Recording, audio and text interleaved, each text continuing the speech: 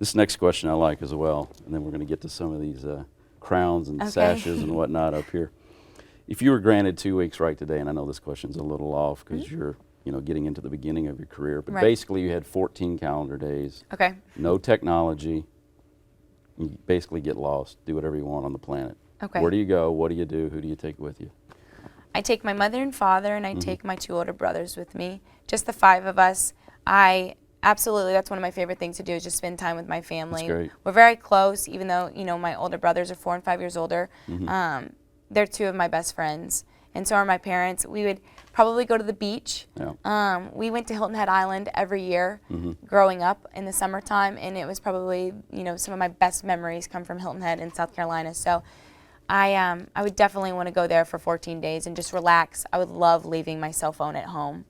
My cell phone beeps off over and over again, and I just sometimes just don't even want to look at it or respond to people, which is horrible. But so now I'm sure the audience has been watching this as we've spoken, but explain this to us. But before you do, you have a personal object on your finger. I do. That I want you to share with the audience, and they might be able to get a close-up or later. But it's a coincidence because my father, it's a crown ring. Okay.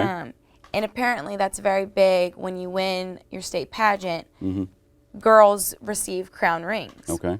Well, I already had one, and my dad gave it to me when I was 12 years old, and it didn't fit because I was much smaller then, but now it does. Maybe put it down there. Yeah. And so he gave it to me when I was 12, and he said, obviously I'm his little girl, I'm his princess, but he said the oldest form of leadership rests in the crown.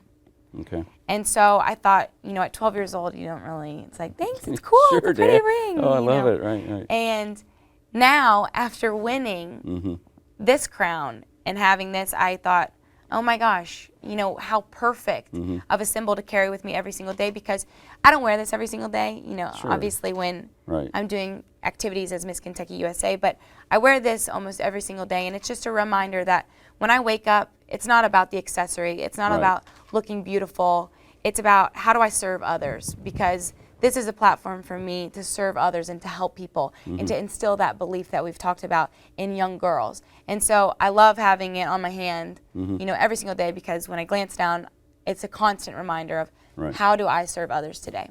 That's awesome. And so that's a great segue into this crown. This crown. Now, maybe you can explain what the stars mean, why there's a certain amount, or is there any reason for that? I don't really know.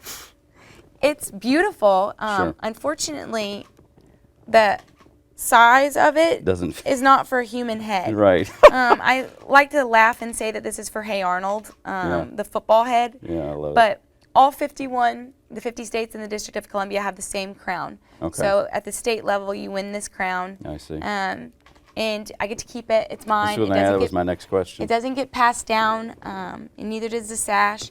I didn't know if you wanted to hold that up or watch your mic there. Don't rub against it. But so this is my sash, Miss Kentucky USA, the USA being the big indicator. But never in a million years did I think that I'd be saying this is my sash. Pretty impressive. I know. It's crazy to know that, I competed in this and won in my first pageant, and then moving forward, I competed in the Miss USA pageant. Yeah. I'm going to have stories for a lifetime. Yes, you are. Yes, you are.